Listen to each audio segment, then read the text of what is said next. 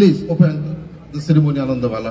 প্রতি বছরের মতো এবারও লস অ্যাঞ্জেলেসের হলিউডে গেল শনি ও রোববার অনুষ্ঠিত হয় আনন্দ মেলা। প্রধান অতিথি হিসেবে এ মেলার আনুষ্ঠানিক উদ্বোধন করেন বিশিষ্ট সাংবাদিক খালিদ মহিউদ্দিন।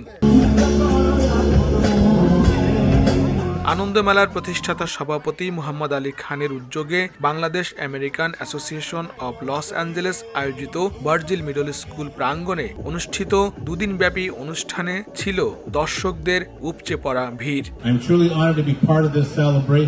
সমাপনী দিনে বক্তব্যে প্রবাসী বাংলাদেশিদের ভূয়সী প্রশংসা করেন ক্যালিফোর্নিয়ার Paris city mayor Michael Vargas. যারা যোগ্য তাদেরকে আমরা অ্যাওয়ার্ড দিচ্ছি এবং আশা করি ভবিষ্যতে আরো উত্তরোত্তর আরো সমৃদ্ধি পাবে। আমাদের নেক্সট ইয়ার আরো বড় করে ইনশাআল্লাহ প্রোগ্রাম করা হবে। দেশীয় সঙ্গীতে অসামান্য অবদানের জন্য স্বীকৃতি হিসাবে আজীবন সম্মাননা দেয়া হয় গীতিকার লিটন অধিকারী রিন্টুকে। এছাড়াও বিশিষ্ট ব্যক্তি ও শিল্পীদের হাতে তুলে দেওয়া হয় বিশেষ অ্যাওয়ার্ড।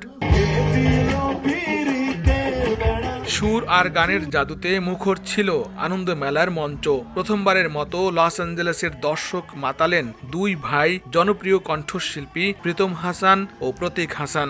সঙ্গে ছিলেন চিত্রনায়ক জায়েদ খান।